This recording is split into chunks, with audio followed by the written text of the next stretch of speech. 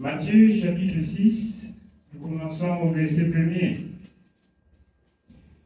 Gardez-vous de pratiquer votre justice devant les hommes pour en être vu. Amen. Voici ce qu'ordonne l'Éternel. Gardez-vous de pratiquer votre justice devant les hommes pour en être vu.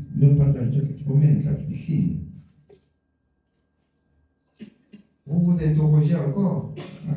Vous regardez. Ça veut dire le bien que tu fais. La droiture dans laquelle tu marches selon la parole de Dieu. C'est pas pour faire plaire aux hommes. C'est pas pour qu'on voit que tu es beaucoup saint. C'est pas pour que les hommes voient que tu es trop juste. Mais marche dans la justice selon la parole de ton Dieu pour être vu par ton Dieu, être récompensé par lui qui t'a donné ses commandements et ses prescriptions. Ne sois pas juste pour que les gens t'admirent, pour que les gens t'acceptent. Pour que l'Église dise qu'il y a que tel qui est saint. Alors que dans son intérieur, c'est la plus incrédule. Marche humblement devant ton Dieu, selon la parole de ton Dieu, pour que ton Dieu approuve tes voies dans le royaume des cieux. Oui, on continue. Nous continuons dans Matthieu chapitre 6, nous sommes au verset 1. Gardez-vous de pratiquer votre justice devant les hommes pour en être vus. Autrement, vous n'aurez point de récompense auprès de votre Père qui est dans les cieux. Autrement, votre récompense, il n'y aura pas de récompense pour la justice que vous avez pratiquée, parce que vous ne l'avez pas fait pour Dieu. Vous avez fait pour qu'on vous accepte, pour que les hommes vous aiment. Faites-le pour que Dieu t'accepte, pour que Dieu t'aime. Peu importe celui qui est autour de toi. N'obéis pas à Dieu par rapport à celui qui est auprès de toi. Qu'il y ait des gens ou qu'il n'y ait pas des personnes, marche selon la parole de ton Dieu. Et ton Dieu qui est dans le ciel, il voit qu'il y a une personne sur la terre qui ressemble à Job, qui en son temps, Dieu a dit. Alors, à Satan, as-tu remarqué mon serviteur Job, là-bas sur la terre, il n'y a personne qui soit comme lui. Il me craint. Il obéit à ma parole. Il fait toute ma volonté. Il fait toute ma volonté. Job ne le faisait pas pour elle. Ah, dans ses inquiétudes, même quand il parlait de tous ses fils, il disait, ah certainement, quand ils sortent et qu'ils reviennent, certainement ils auraient offensé l'Éternel dans leur conduite.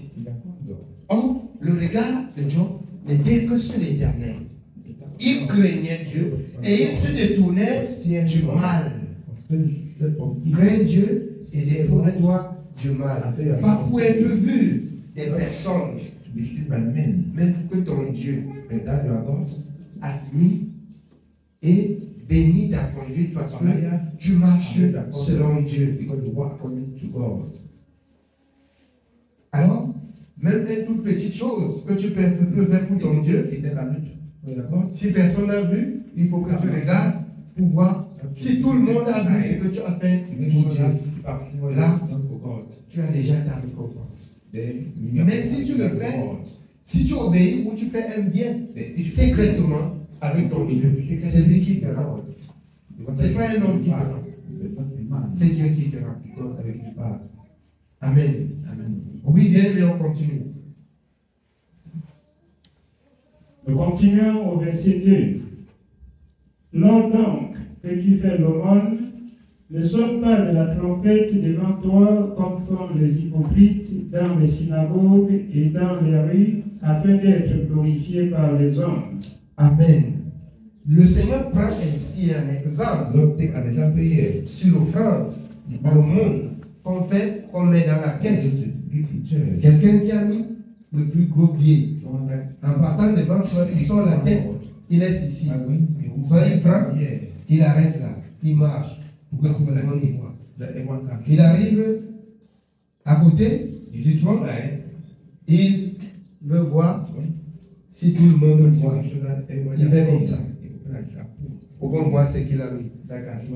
Et il a déjà sa récompense. Je vous exhorte, enseignez de même à vos enfants à la maison comment faire l'offrande. Car l'Éternel dit dans sa parole, vous allez le connaître, et dans Deutéronome, vous allez enseigner vos enfants quand vous seriez à table, quand vous allez vous lever le matin, quand vous allez aller vous coucher. Vous allez enseigner ce que Dieu vous a enseigné à vos enfants. Il y a les enfants qui arrivent encore ici et qui veulent ouvrir ou qui veulent lever le couvercle. Vous n'avez pas enseigné à vos enfants cette parole à la maison, comment faire une offrande. Vous attendez que le pasteur les enseigne. Vous vous rendez compte à Dieu. Parce que c'est à vous. Quand le Seigneur dit ce que vous avez appris, enseignez à vos enfants. Je vous ai pris un exemple la dernière fois, quand les enfants sont là. Alors, quand le sommeil les dérange, il dit que le père a fini rapidement, on mange et on part. C'est tout leur problème. Soit comme on chante ce qui leur plaît, ils dansent pour qu'on les filme, ils sont contents. Ils ne comprennent pas encore de quoi il s'agit. C'est vous, parents, qui allez encore orienter ces enfants dans ce qui est bien, dans ce que vous avez entendu. Alors, quand ils sont là, ils sont fatigués, ils attendent, on va manger à quelle heure? Il faut que ça finisse vite pour qu'on mange. Si on pouvait encore danser, les choses qu'on parle là. D'abord, le père, quand il prend le micro, là, il met long. Et, vous voyez, c'est à nous de donner à ces enfants, de prêter leur attention dans ce qu'on dit à l'église. Quand vous le faites à la maison, prochainement, ils vont écouter attentivement pendant que vous allez parler à la maison. Ils vont dire, maman, c'est ce que le pasteur disait aujourd'hui. Là, l'enfant commence à comprendre et à se développer dans l'obéissance. Quand je parle même des enfants, il y a des parents même qui arrivent là et disent que ça finit vite. Non, parce qu'ils ont leurs préoccupations. Ils ont la tête à la maison dans ce qu'ils vont faire. Ils ont déjà planifié ce qu'ils vont faire. Et il ne faut pas que le culte là traverse 13 heures même aujourd'hui. Si ça finit même à 11 heures même, c'est très bon. Mais on ne cherche pas à comprendre ce dont pourquoi on est là. Que Dieu nous accorde la grâce. De ne pas être à l'église pour se balader. De ne pas être à l'église pour quelqu'un. D'être à l'église parce que nous allons écouter notre Dieu parler, nous inspirer, nous enseigner dans toutes ses paroles. Amen. Oui, bien aimé.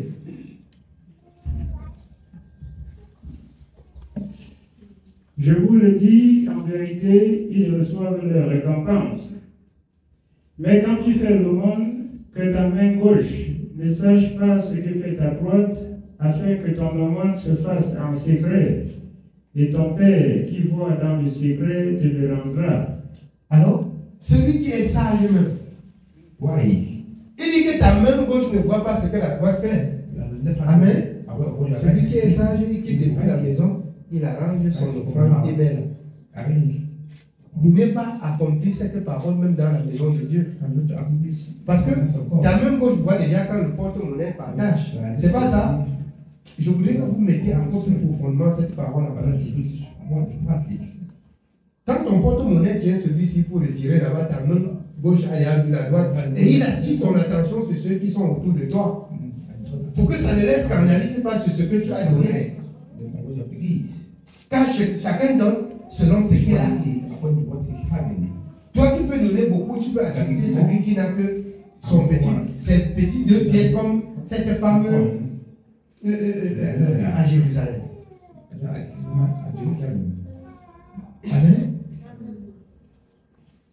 Ton superflu peut causer du scandale dans le cœur de l'autre. Ou bien ce que tu donnes petit peut aussi scandaliser l'autre.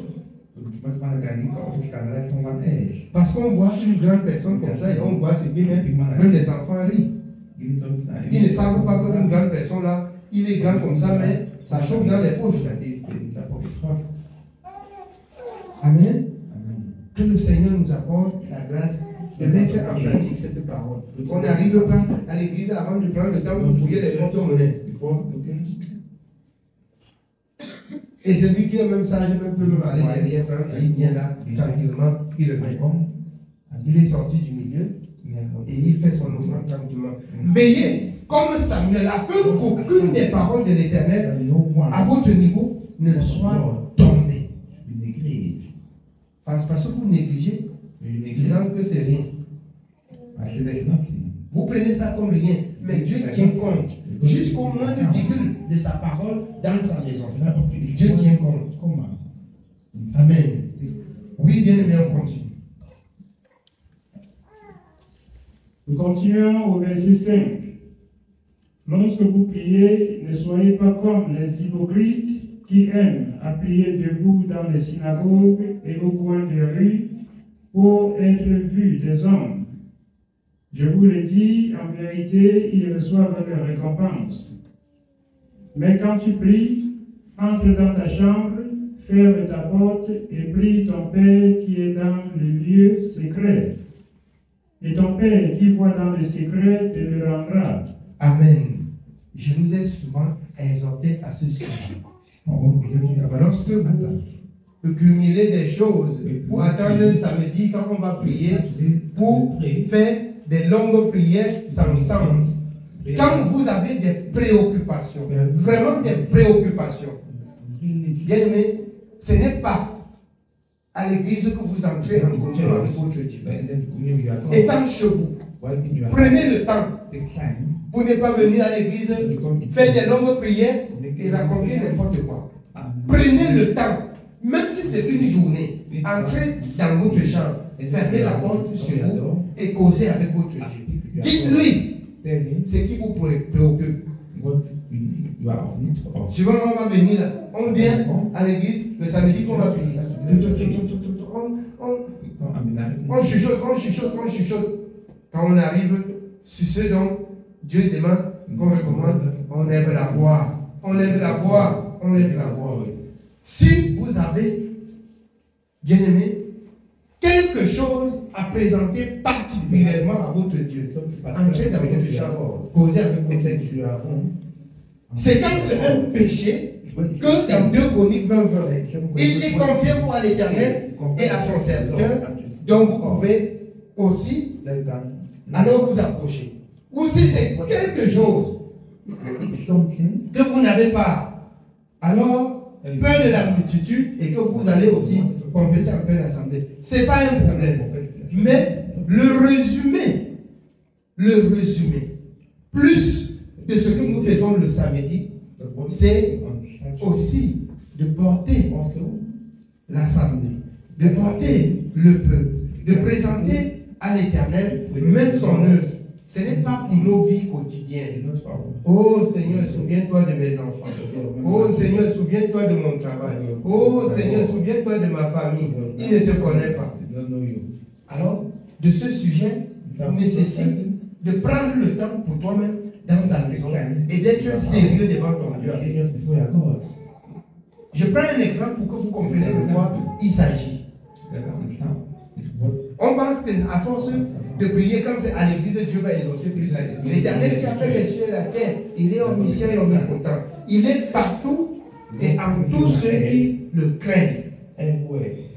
Et quand tu le fais de tout ton cœur, quand tu portes de tout ton cœur, en accomplissant ainsi cette parole, Dieu voit ta persévérance. Dieu voit alors ton amour envers les païens dont tu le présentes. Et il va faire quelque chose.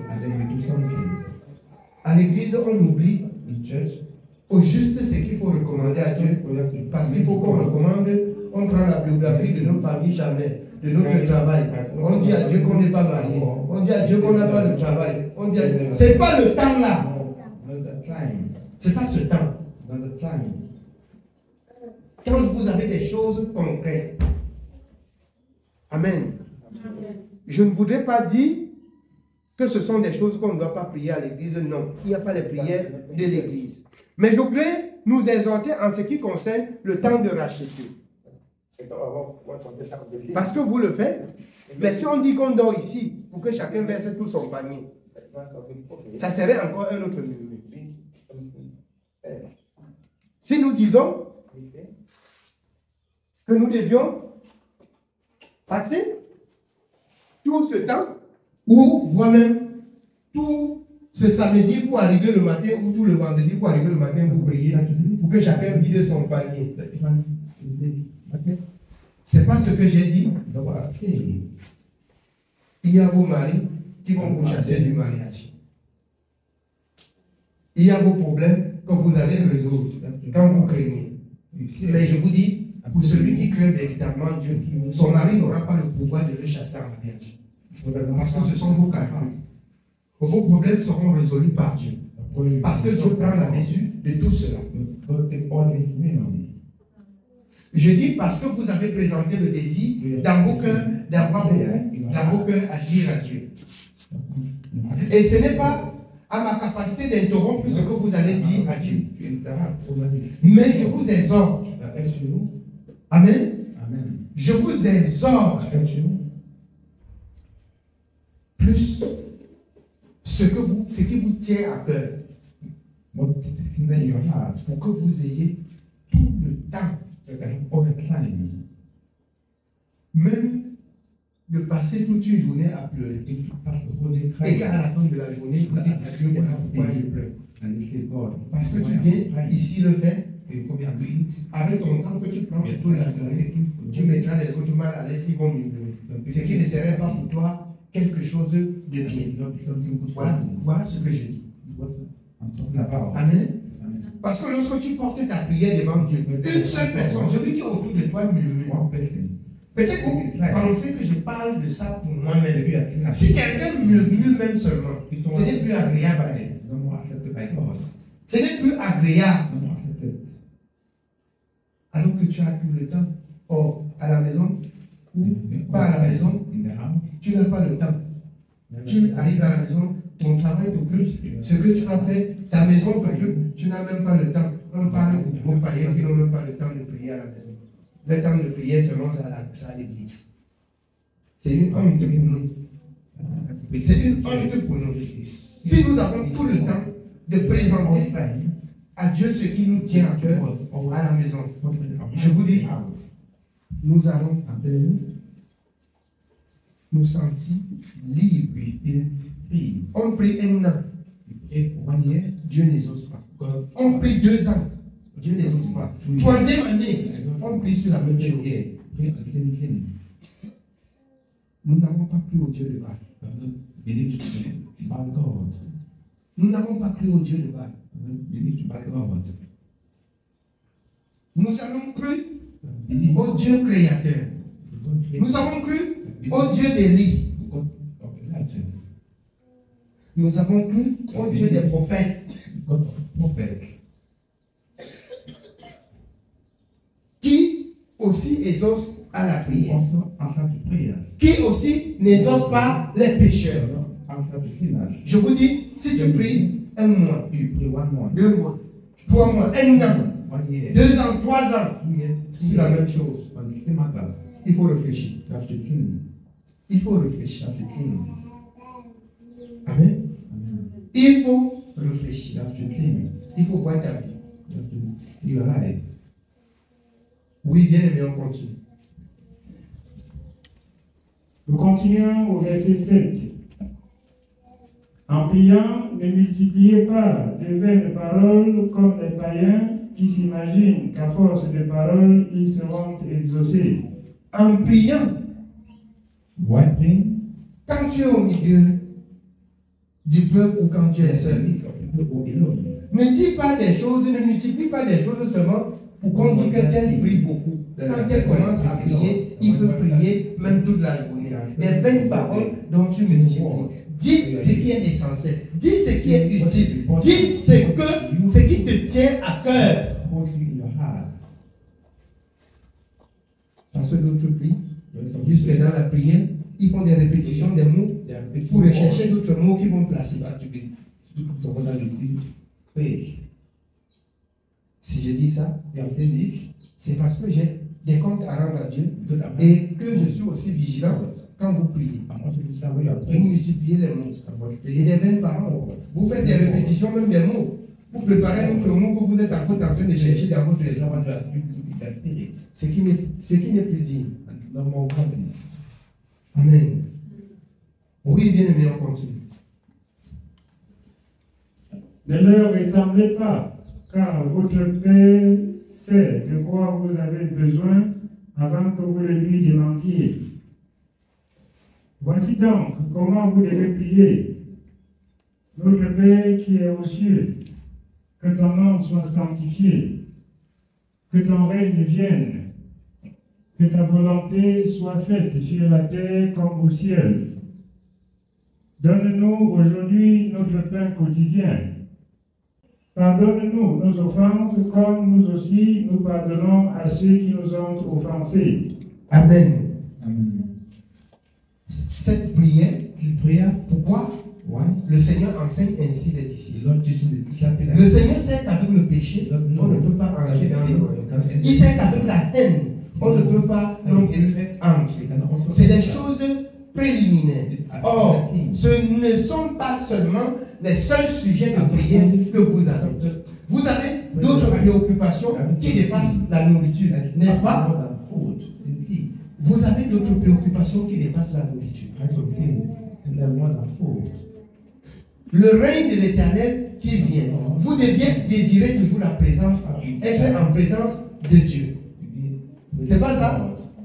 Et vous deviez toujours vous confier à l'Éternel. Parce que c'est lui qui pourvoit aux besoins des saints. C'est un enseignement. Et si tu te lèves chaque jour, tu fais la récitation de ça, alors c'est que certainement tu ne sais pas ce que tu veux. Et c'est pour cette raison que l'apôtre Paul dans Philippiens 4 a repris en disant: faites connaître à Dieu vos besoins. C'est un enseignement de la prière. Parce que les disciples ne savaient certainement pas comment s'adresser à Dieu. Il dit: voilà comment vous devez prier. Et l'apôtre Paul, dans Philippiens 4, il dit: faites connaître vos besoins à l'Éternel, par des prières, des supplications et avec des actions de grâce. Donc, ce qui te tient à cœur, dis à Dieu. Là, ça n'a plus rien à voir que ton règne vient. Notre Père qui est dans les cieux. Amen. Oui, bien aimé, on continue. Nous continuons au verset 13. Ne nous induis pas en tentation, mais délivre-nous du malin. Car c'est à toi qu'appartiennent dans tous les siècles le règne, la puissance et la gloire. Amen. Ne laisse pas que nous tombons dans le mal. Garde-nous de tout mal. Tu as le pouvoir, tu as la force. Notre Dieu. Délivre-nous de tout ce qui peut être obstacle sur le chemin du salut. Or, le chemin du salut lui-même a dit qu'il y a beaucoup d'obstacles. Quel est le rétréci? Et la grande route, beaucoup passent par là. Mais rétréci, qui est le chemin qui conduit à la vie, très peu passent par là. Délivre-nous de la voie qui mène au mal. Soutiens-nous sur la voie qui mène au salut. Amen. Oui, bien aimé, on continue. Si vous pardonnez aux hommes leurs offenses, votre Père céleste vous pardonnera aussi. Mais si vous ne pardonnez pas aux hommes, votre Père ne vous pardonnera pas non plus vos offenses. Ici, il n'est plus en train d'enseigner la prière, mais il donne l'enseignement à la vie quotidienne. Comme tu vis là, si quelqu'un t'offense, pardonne-le. Parce que si tu ne pardonnes pas, tu retiens sans le pardonner. Sache que toi qui étais pécheur, parce que ceux qui sont en Jésus ne sont plus les pécheurs et ne vivent plus le péché. Mais si quelqu'un vient à leur offenser et qu'il ne pardonne pas, Dieu va se souvenir aussi de tes péchés. Donc, nous sommes condamnés à pardonner comme Dieu nous a pardonné. Et c'est pour cette raison qu'il nous enseigne de sortir du milieu de ceux qui créent le trouble. Si tu pardonnes quelqu'un chaque jour et il vient tous les jours, fuis loin de lui. C'est tout. Quitte auprès de lui et reste avec ta paix. Amen. Oui, bien. Au verset 16. Lorsque vous gênez, ne prenez pas un air triste, comme les hypocrites qui se rendent, le visage tout défait, pour montrer aux hommes qu'ils jeûnent. Alors, comme certains religieux là dehors, quand ils commencent à jeûner, mon ami, ils crachent partout. Le visage est froissé. Ils mettent les gens mal à l'aise. Ce n'est pas de telle prière et de tel jeûne que Dieu exauce. Tu pries et tu mets mal à l'aise celui qui est auprès de toi. Dieu n'exauce pas ça. Ça, c'est la religion. Ça, c'est pour les hommes. Ils ont leur récompense. La preuve en est que ce sont eux qui prient, qui jeûnent, qui discutent et qui baillent. C'est pas ça. Ils jeûnent, ils prient, ils crachent partout. Le visage est froissé parce qu'ils passent autour de toi à 14h, 15h. Si tu vois mon Dieu, même il te condamne. Est-ce que il sait Dieu? Est-ce que son Dieu c'est pour toi? Voilà, ils ne sont même pas libres de jeûner librement. Parce que s'ils voient l'un de ses frères qui ne jeûne pas aussi, c'est un problème.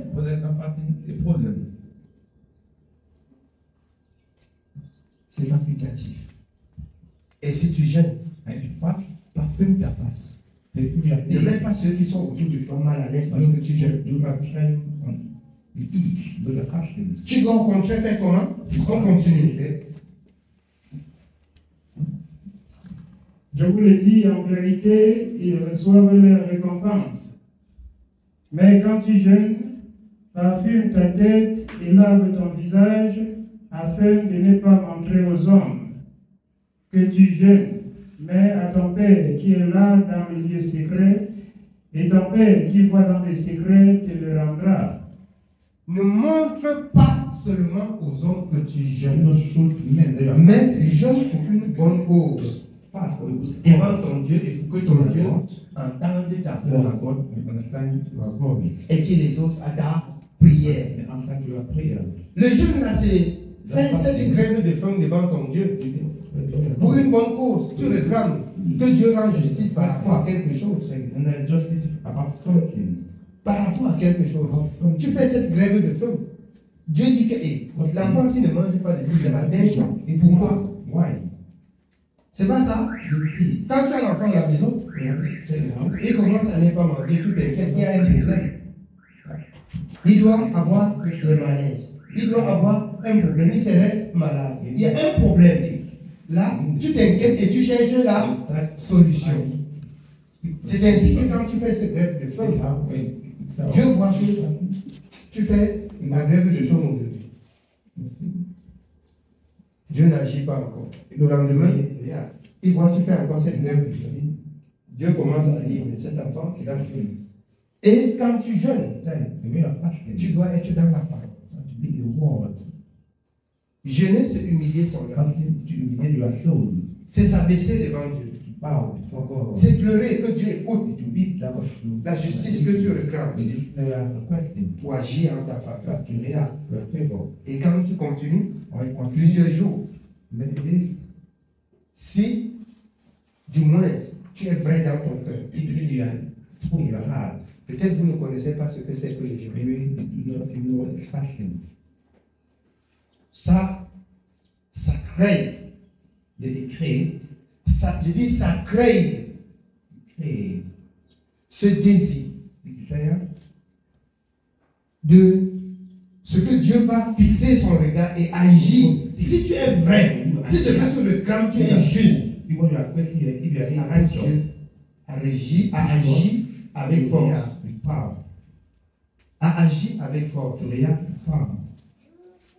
Je parle d'être vrai. I'm talking of being true. Quand Dieu t'enseigne, When God teach you, dans tout son enseignement, tu mets aussi en all the pratique. teaching, and you also put into practice. Tout ce que Dieu te recommande, tu All fais. God recommend you do. Tout ce que Dieu te dit, tu fais. All God tells you. Il dit au jour de la détresse, Say, what day quand tu pleures à lui, we are crying out to Him.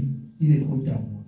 Quand tu jeûnes, tu pries, Fast, et que tu obéis à la parole de Dieu. and that way you obey to the word of Bien God. aimé, You know, Dieu agit. God reacts. Et il agit puissamment. React powerfully. Parce qu'un juste réclame la justice. Un saint réclame la justice. Dieu agit. God react. Amen. Amen. Oui, bien aimé. Nous continuons au verset 19. Ne vous amassez pas des trésors sur la terre où la teigne et la rouille détruisent et où les voleurs percent et dérobent. Mais amassez-vous des trésors dans le ciel où la teigne et la rouille ne détruisent point et où les voleurs ne percent ni ne dérobent. Amen. Cet enseignement, ne vous amassez pas des trésors sur la The terre, authorities on earth ne voulait pas dire que vous n'allez pas travailler. that you will not walk. Dans le livre d'un Thessaloniciens 5, si quelqu'un ne veut pas travailler, qu'il ne mange pas, non. Mais le Seigneur voudrait vous enseigner, ne soyez pas préoccupés sur ce qui est nourriture ou sur ce qui est des grandes choses, si bien que vous oubliez qu'il faut obéir à Dieu et que Dieu conduit votre vie dans le travail comme dans tout ce que vous allez entreprendre, comme il a dit à Moïse dans Deutéronome. Oui, on continue. Nous continuons au verset 21. Car là où est ton trésor, là aussi sera ton cœur. Là où est ton trésor, là aussi sera ton cœur.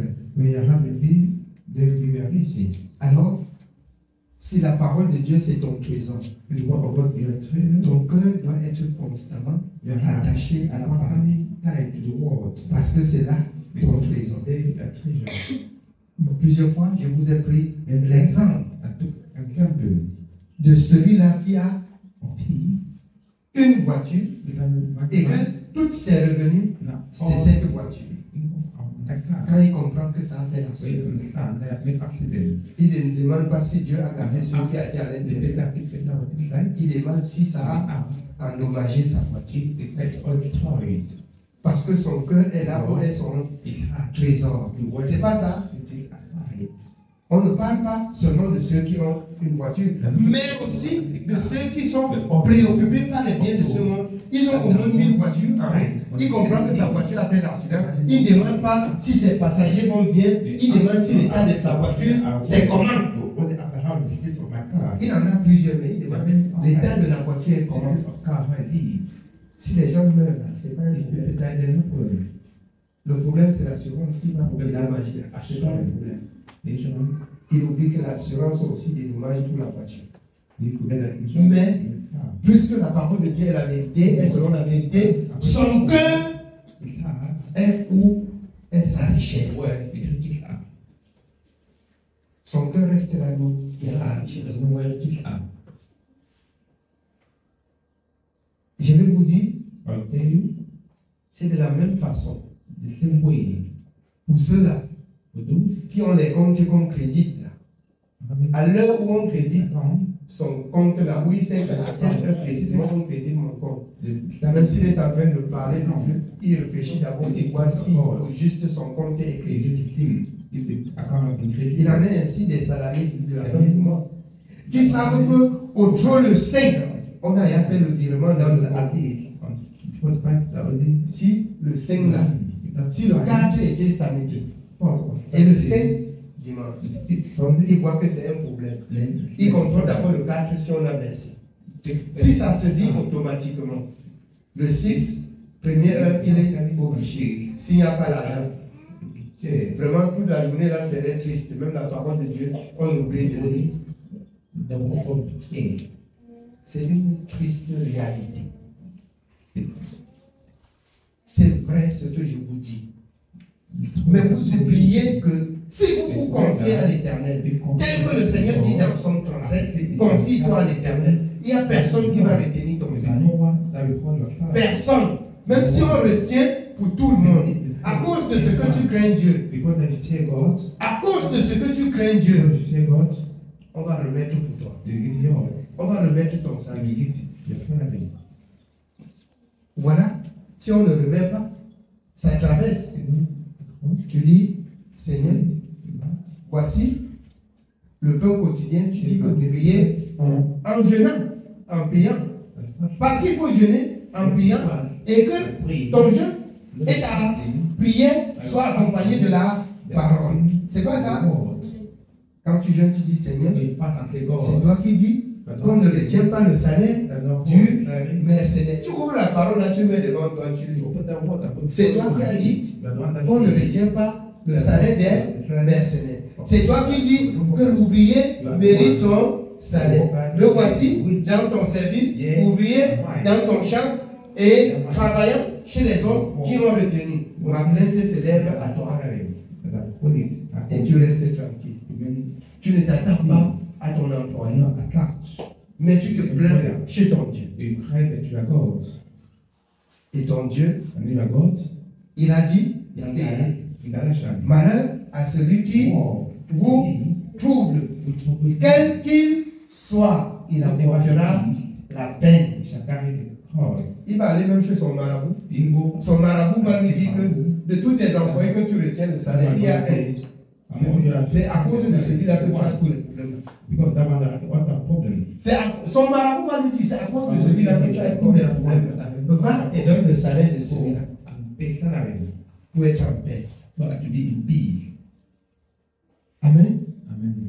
Parce que le Dieu que nous servons, ni un marabout, ni un esprit ne peut combattre contre lui. Amen. Quand c'est le Dieu d'Israël, tous les genoux devant sa présence fléchissent. Mais combien d'enfants de Dieu le font? Combien d'enfants de Dieu attendent de Dieu? Combien d'enfants de Dieu se confient à l'Éternel? Combien d'enfants de Dieu sait Dieu véritablement et attendent ce jour pour se confier à l'Éternel? On passe tout le temps à pleurnicher dans la maison de Dieu. Et même si on revendique le salaire, Dieu ne touche pas le cœur du patron. C'est parce que nous-mêmes, nous ne sommes pas justes et nous avons trouvé un injuste.